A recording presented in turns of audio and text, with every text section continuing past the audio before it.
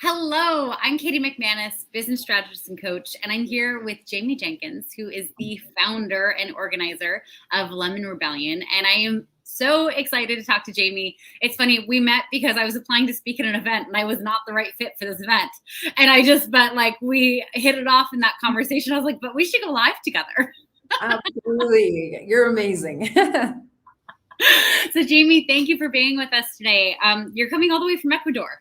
Virtually. Yes, virtually connected from Ecuador in the city of Quito, high up in the Andes Mountains, right along almost the equator. It's just a few miles north from here. Awesome. So I think you are my furthest south guest I've ever had. Not the southern hemisphere, but close enough. I'll take it. I am from Ohio originally, but I've been down here 16 years now. Oh my gosh. What took you there? I came originally for work. I used to work in international nonprofits, and I got relocated here for work. And then I really just had hundreds of reasons to stay over the years. So I've just stuck around down here. Can't beat the weather. Yeah, no, right. It's pretty much the same all year round. Yeah. Quito itself is called the city of eternal spring. It really never goes below maybe 50, 55, a few times a year, mostly at night. And then during the day, the upper 60s, lower 70s. So it's just a very comfortable climate almost all year long. That's like better than San Francisco. Maybe I should rethink my move to Nashville. Yeah, it's good. It's good. And we don't get a lot. I mean, we do have a rainy season, but there's never a time when it's just always overcast or always rainy. It tends to like downpour and then the sun comes out again kind of thing. Oh, I love that. Yeah. So lots of rainbows, I'm imagining. Lots of rainbows and mountains and volcanoes. It's a very exotic, beautiful place to live. So I can't complain. Oh my God. Well, you have to have like an in-person live event there at some point. Absolutely. I definitely will. That's definitely how we're going to grow with what I'm doing with Lemon Rebellion. Awesome. And Lemon Rebellion, this organization that I'm borderline obsessed with. Oh, can you get me? I'm here. Are you there? Jamie? Okay. Well, sometimes we have connectivity issues, but sorry. Hey, Katie, we're back. I don't know. Sorry about that. No worries. You had a freeze frame on a pleasant, facial expression. So there you go. Yeah. All right. It's always the worst when you're like. That's how I look. I'm actually putting on a face for you. I normally have like that. Well, I'm flattered. Thank you. I wore this yellow top in honor of you being the owner of Lemon Rebellion. I was like, this yellow top. Well, I was just about to ask, tell us about Lemon Rebellion. Okay. All right. So Lemon Rebellion it's about a movement, really. At the end of the day, it's a movement that has different pieces of things that we're doing in terms of like virtual summits and creating a community. But Lemon Rebellion is basically about, when life gives you lemons, there's that saying, make lemonade. Okay. It's not about that. That saying sucks. Within that saying is everything that, as women, I think we experience, like put on a smile, fake through, be toxically positive, everything's okay. And it detaches us from ourselves, our reality, our authenticity, and really our true joy and purpose. So Lemon Rebellion is about, adversity is going to happen. Life's going to give us lemons. Things are going to fall apart and come back together. But we have a choice in our reaction of how are we going to react with that lemon. And through the events that we host with this community of life coaches and motivational speakers and embodiment facilitators and everything, it's about helping equip women to manage those lemons and create an extraordinary life with the learning and growth that comes through the adversity and challenges that we face. We have to get used to it because shit's going to hit the fan. You said I could swear. Yeah. So and anywhere between the average person has between 3 to 5 what people call life quakes, like major life situations that knock you down and make you question who you are and where am I going to go from here. And Lemon Rebellion is about equipping people to be able to manage those life quakes and not stay down, but learning how to get back up, move forward, and again, using all of that to create each time they get back up a more extraordinary life. Right. You know, the thing that I love the most about this concept is that it really gives everyone permission to own the narrative in the story and not try to dress it up and make it Yeah. pretty. Yeah, it's not. It's messy. It's messy. Oh my God. But I'm looking back at these, you know, you call them life quakes, and I love that term. And it's like those moments, like I wouldn't be who I am today if I didn't like fully dive into, oh my God, everything's falling to hell. And I'm in the shit right now, and I just need to be here for a bit.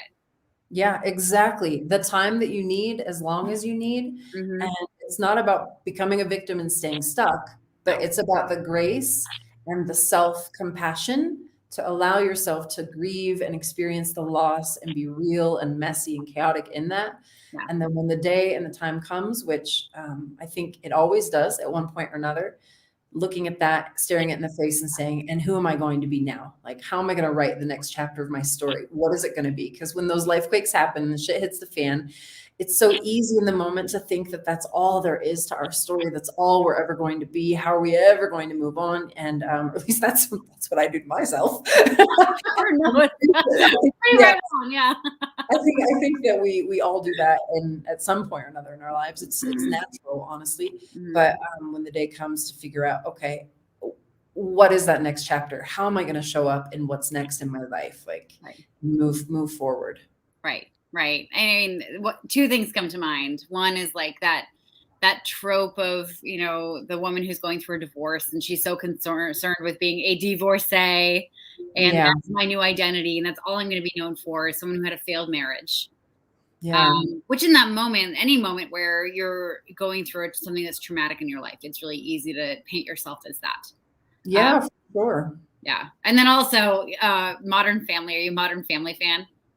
I've not seen it. I think I'm not a good American because we're supposed to know certain music and certain TV shows. It's okay. You've been out of the States for a while. I think you got to pass on this. But there's this very lovable, very goofy, like dad character there. And he makes a book for his daughter when she goes off to college, and it's philosophy. And in there, it's ridiculous. Like, watch a sunset at least once a day. You know, at least once a day, you know? And then when life gives you lemonade, give it back lemons, and life will be like, what? You know? I like that. That's hysterical. I was like, wait, what? But I love that, because that also is like challenging the narrative. Like, you can do whatever the fuck you want to do with it. You know what I mean? Exactly. You know, you just get to be in choice. You get to be in choice about everything. Right. I also love this idea because it reminds us that in any given moment, we can change the story. We can show up differently. We can, you know, you mentioned something interesting, the divorcee, that's like, oh, who's ever going to love me again? Or now I'm divorced and, you know, no one's going to want to remarry or whatever. We put these labels on ourselves as if they were truth, and they're just labels. Like, we can choose to identify or not with any of those labels. And maybe that's how society perceives us, or some people in society perceives us, but at no point is that ever the complete definition of who we are. We are energy in motion, creating our reality, creating, you know, experiences and connecting with others around us. So those labels, in my opinion, are meaningless. I know they're there. I know we use them. Sometimes I use them on myself, but it's good to remember that it's just bullshit at the end of the day. Those labels. Bullshit. Yeah. Yeah. You know, it brings to mind a client of mine wrote this beautiful post the other day about, he was going into work, and this woman who works, I think, on the maintenance staff or something, she was struggling to get a trolley of soft beverages through the door. And he was like, well, let me help you. Because she was trying to get it over that little like ledge, and it wasn't going. And he was saying that she said she's worked there for about 3 years, and not one person has ever offered to help her. And she does this every single day. But, you know, he sees himself in a certain light. Like, he sees himself as like an engineer, writer, all these different things. But now the impact he had on her, she's probably like, oh, that's the guy who helps me. Like, that's the guy who noticed me and decided to help me through that. Like, that is his identity to her at this moment. Yeah. We need more of that. We need more of that. But it's like, you know, those little moments also define us. It's not just the big scary shit that takes our life sideways. Yeah, absolutely. I love that, and I really think we need more of that, more of people relating to each other as humans, as equals, being empathetic and understanding the Hmm. different experiences that different people have in life because of where they were born or their socioeconomic class or their racial experience or their gender or sexual experience. Like using our empathy to connect with each other in a real, vulnerable, authentic way and show each other that we see our shared humanity like your client did. We Yeah. need more of that. We need so much more of that. Yeah, I so agree.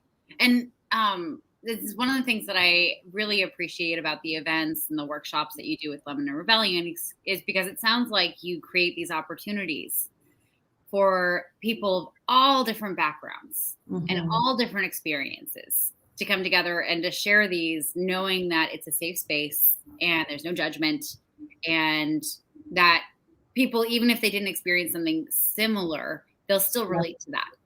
Yeah. Yeah, that's a big part of it. I've really it is important to me that all voices are heard and have a space to share their message.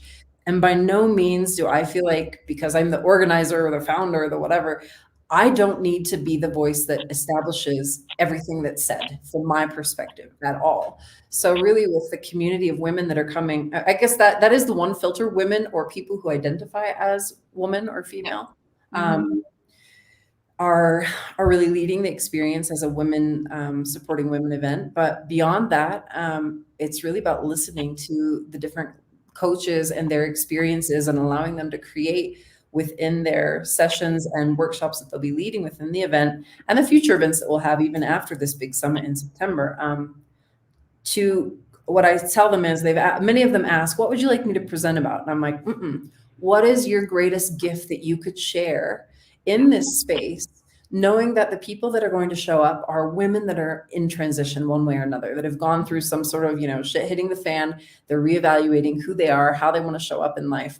What is the greatest message and gift you have for them? And then really giving each person the freedom to define what that is. And then I'm, curating it and organizing it in a way that will create a meaningful experience as topics build on one another. But each of the people in the network that are sharing and doing the coaching and the speaking and the teaching and all of that are really coming with their greatest gifts. And it's a very diverse in every way kind of group of people, people from Mhm. all over the world. And I'm just like thrilled. I feel like I'm just a space creator.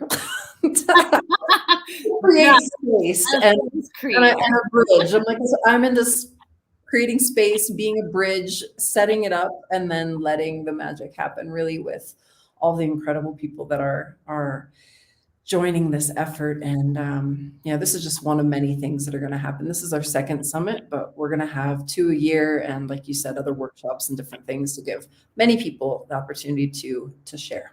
Yeah. And I'm so curious, what inspired you to start this? Oh, that's a good question. So I always start out with the same phrase. I'm getting annoyed at hearing myself say the same phrase every time I answer this question, but it goes like this.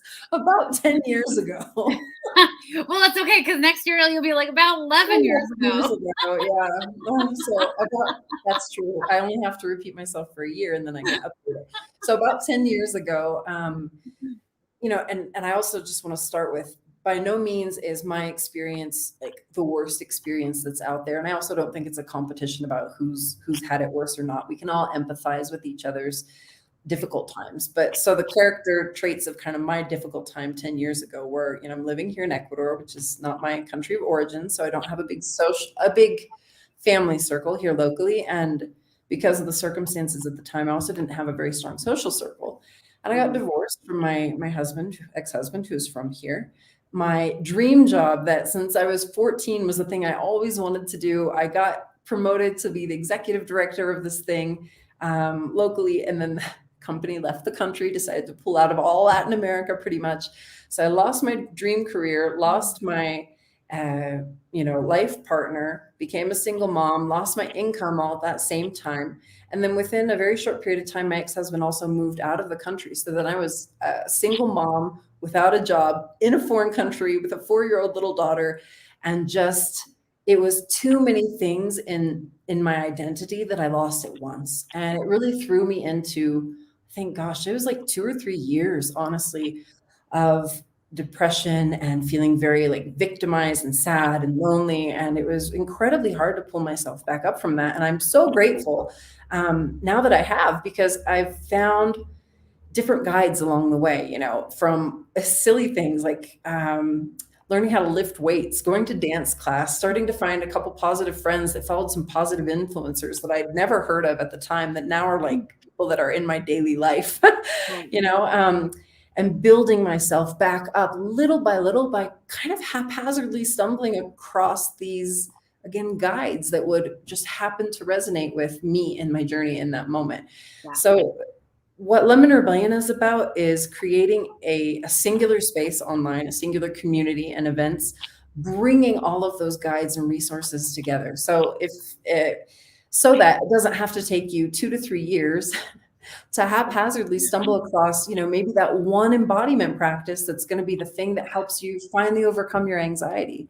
Or whatever the case may be, or challenge that one limiting belief that has had you stuck for years in a job that you hate or a relationship that you don't like or whatever it may be. Right. So I do miss Costco because I haven't been there in the US in a long time, but I compare it kind of like a Costco table of wellness, like a sampler table of wellness. So, Rebellion, and in very small doses of, half an hour, 45-minute sessions each. Yeah.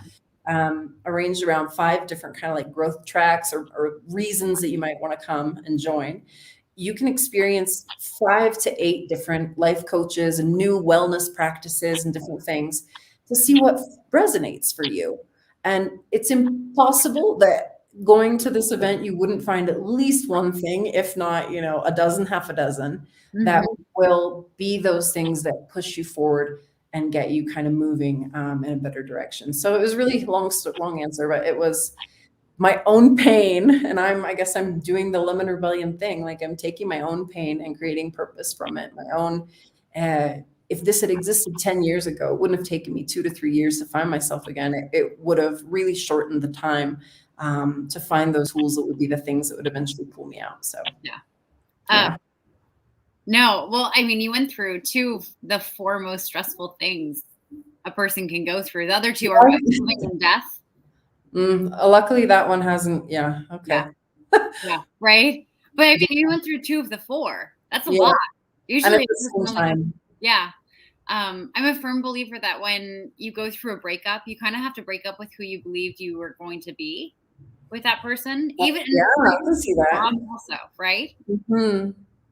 Yeah, I can totally see that. It was just a lot of shifts, I think, from the career that really defined me, because it was a career, Katie, that meant a lot to me. I was working in nonprofits, really serving people, helping private sector companies develop like more fair trade and just business models to help people get out of poverty in a country that is, a country still developing and still has a long way to go. So it was a very meaningful career, and to lose that, and then the financial stability and the relationship and the not having any support, being in my own culture, it was very complicated. But anyway, I wouldn't wish it on anyone. And as I like to say with Lemon Rebellion too, like nobody wants trauma or hard times to happen. And Lemon Rebellion isn't about glorifying hard times, like, oh, well, I went through something so hard, so now I'm amazing. No, it's not about that. But when these things come, how are we going to use them again? How are we going to show up and move forward once we're kind of like in a place that we're ready to move forward? Right. Yeah. Overcoming can look like a lot of different things. It can mean, conquering the world, and it can also mean like getting out of bed in the morning. Yes, absolutely. There's room for all of that at any given point in time. Right. I had a question. Where did it go? Oh no. What excited you to talk to me? No. It's just, what kinds of, so you have this event coming up, and what kind of transitions is it geared to this time around? Because you said that it kind of shifts to different tracks as you go through. Yeah. So this time is actually kind of a broad topic that could encompass any of these kind of major life changes. But the 5 growth tracks, the first day is dedicated to building an appreciation for life. So all of the presenters that day are going to be looking at that topic from different angles, from authenticity, how to connect with your authentic happiness, things like that. The second day is dedicated to new possibilities. So that day is about challenging limiting beliefs, getting in touch with your dreams, that future self that you want to create and build, and getting you in the openness and the expansiveness of the mind to be able to look at new possibilities. The third day is about personal strength and resilience. So that day has from physical resilience, emotional, mental resilience, financial resilience as well, just all sorts of different perspectives on how to overcome obstacles, live beyond your limits, and really become someone that not just bounces back, but thrives, even in the face of challenges. The fourth day, which is Thursday, September 23rd, is about radically closer relationships. So in the research on post-traumatic growth, which is kind of the framework I'm using to organize the content of the event itself, it says that when we go through something really traumatic, we examine those relationships and we examine how we're showing up in the relationships in our lives. And it's so much easier to be intentional about the relationships we have and the quality of those relationships. So that day is dedicated, from parenting to romantic partners to our relationship with our inner child and ourselves, just looking at how do we create radically closer relationships, kind of built on the knowledge and wisdom that comes from the lemons that maybe we've overcome or survived. And then the last day is about spiritual connection and growth. So that's just really about pulling back, looking at everything from a higher perspective, not associated with any religion or belief system in particular, just really just connecting with our authenticity and taking that step back. Right. And those are the 5 growth tracks.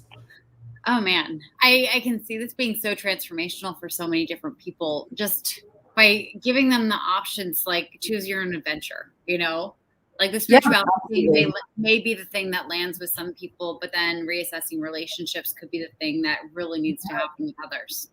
Yeah. And I've also tried to create it in such a way that it's very easy to sign up and show up for the sessions that you feel are most relevant for you. Because I think you're right. Many things will resonate for some people and maybe just a couple for another, but the price point is also super comfortable. So if you did only show up to 3 or 4, you'd still feel like, I can't believe, I was able to get into all these places and everything from Rebellion is live. So you're able to interact with the coaches, do the practices with people. None of it is staged. So there may be blips, technological blips. I hope not, but really choose your own experience, because you're right. Everyone comes in at different points and needs different things. So right. So beautiful. And then you're going to be running workshops throughout the year, and then the next summit. What time of year are you going to be doing your 2 summits? It's probably going to stick with like September, March. I feel like that's a good time to do it. We'll see. I hope we have a great turnout. I mean, we really should have a great turnout. Yeah. People should be settled back after summer vacations in September. So no, amazing. And if people want to sign up, if they're like hearing all this and like, that's me, I should go to this thing. Yes. They should go to the website, lemonrebellion.com. Yep, that's the place, lemonrebellion.com. Okay. Grab your ticket for general admission. You get access to over 60 different sessions, again, within these growth tracks led by 35 different life coaches and embodiment facilitators.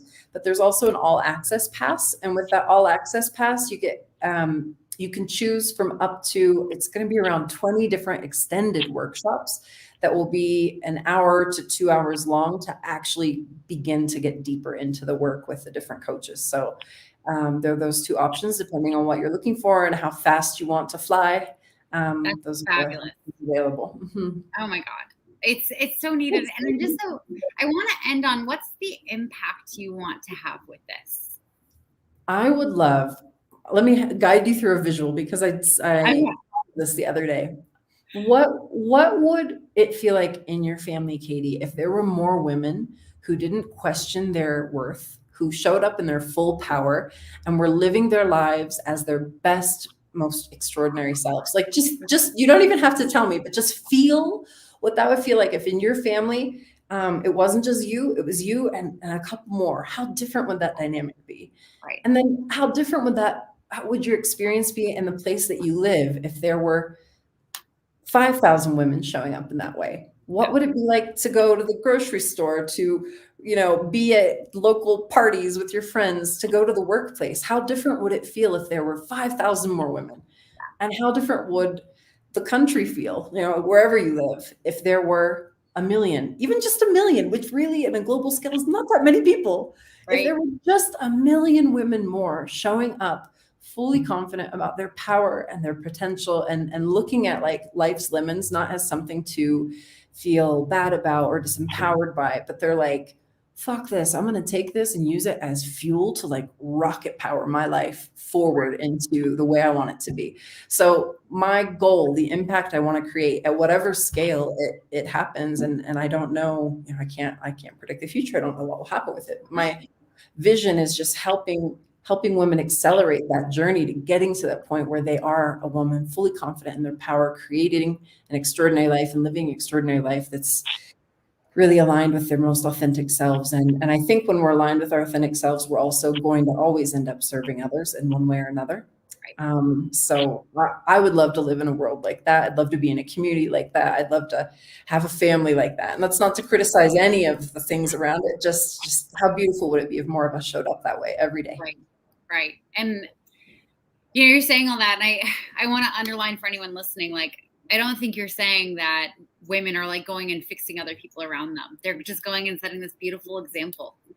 And it reminds me, have you ever heard of transcendental meditation?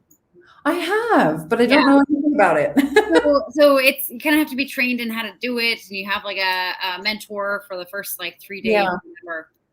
And I was talking to my mentor when I got trained in it, and she was saying how they did this study where they went into an inner city school in a neighborhood that had so much crime. It was so dangerous for anyone to go through this neighborhood.